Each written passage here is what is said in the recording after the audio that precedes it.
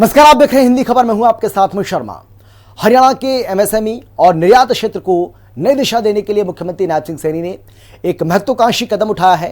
करनाल में आयोजित कार्यक्रम में मुख्यमंत्री ने हरियाणा प्रोग्रेसिव एमएसएमई एवं एक्सपोर्ट प्रमोशन पॉलिसी 2026 को लॉन्च किया। नई नीति का उद्देश्य प्रदेश के छोटे और मध्यम उद्यमों का विस्तार, निवेश को आकर्षित करना, रोजगार के अवसर को बढ़ाना और निर्यात को नई गति देना है।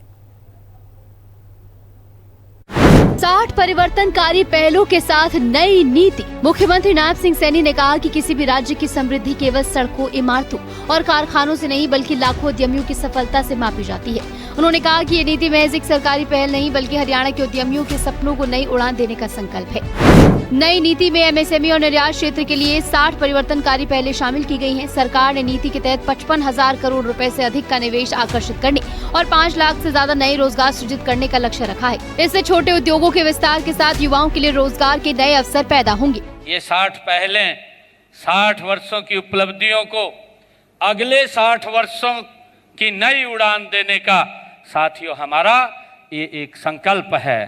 साथियों अतीत की उपलब्धियों का ये सम्मान भी है, साथियों और भविष्य की संभावनाओं का ये उद्घोष भी है।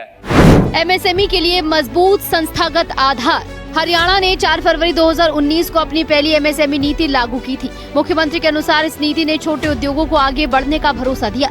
एमएसएमई क्षेत्र को प्रभावी मार्गदर्शन देने के लिए प्रदेश में समर्पित एमएसएमई निदेशालय भी स्थापित किया गया है। हरियाणा में अब 15 लाख से अधिक एमएसएमई का औपचारिक पंजीकरण हो चुका है। वहीं पद्मा योजना के तहत करीब 700 एकड़ भूमि पर 15 औद्योगिक पार्क विकसित किए जा रहे हैं। इसका उद्देश्य हर जिले की विशिष्ट क्षमता को आर्थिक विकास की ताकत में बदलना है। मुझे खुशी है क्लस्टर आधारित औद्योगिक विकास को नई गति मिली है। साथियों, common facilitate centres, plug and play clusters और साझा औद्योगिक अवसंरचना के माध्यम से छोटे उद्यमियों के लिए उद्योग स्थापित करना साथियों पहले की तुलना में अधिक सरल और तेज किफायती हुआ है।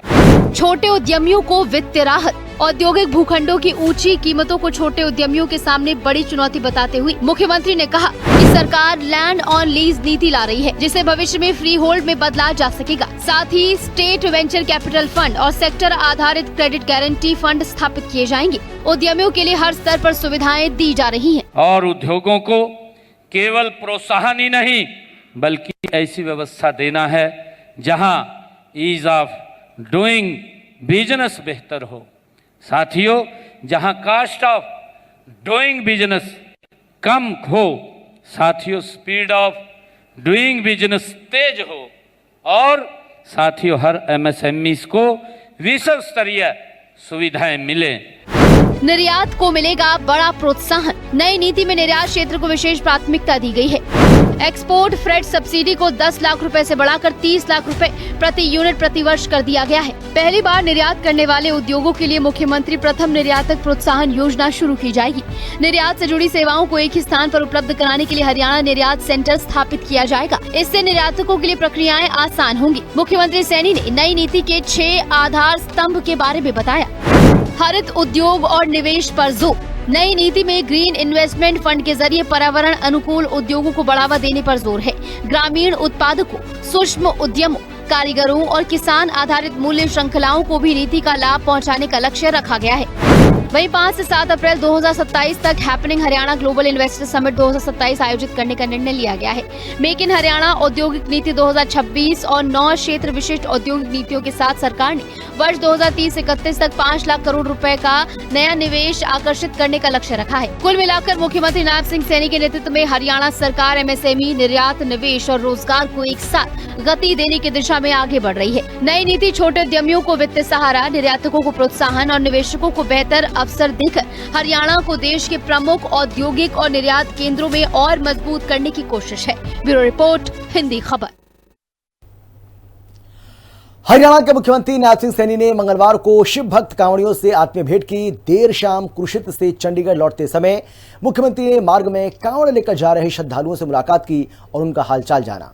मुख्यमंत्री ने कांवड़ियों की श्रद्धा, आस्था और उत्साह की तारीफ करते हुए कहा कि उनकी भक्ति और समर्पण ने मन को अभिभूत कर दिया है। उन्होंने भगवान भोलेनाथ से सभी कांवड़ियों की यात्रा मंगलमय होने और उनके जीवन में सुख समृद्धि की कामना की। मुख्यमंत्री ने कहा कि कांवड़ यात्रा हमारी आस्था, संस्कृति और सामाजिक समरसता का प्रतीक है। इस दौरान कांवड़ियों में भी मुख्यमंत्री से मिलकर खासा उत्साह दिखाई दिया। हरियाणा के मुख्यमंत्री नायब सिंह सैनी ने मंगलवार को chief of army staff general Dheeraj Seth ने उनसे मुलाकात की। जनरल धीरज सेठ ने चंडीगढ़ स्थित संत कबीर कुटीर पहुंचकर मुख्यमंत्री से शिष्टाचार भेंट की। इस दौरान मुख्यमंत्री नायब सिंह सैनी ने उनका स्वागत किया। दोनों के बीच विभिन्न महत्वपूर्ण विषयों को लेकर सौहार्दपूर्ण चर्चा हुई। मुख्यमंत्री ने जनरल धीरज सेठ को भारतीय सेना में उनकी सेवाओं और राष्ट्र के प्रति उनके समर्पण के लिए शुभकामनाएं दी।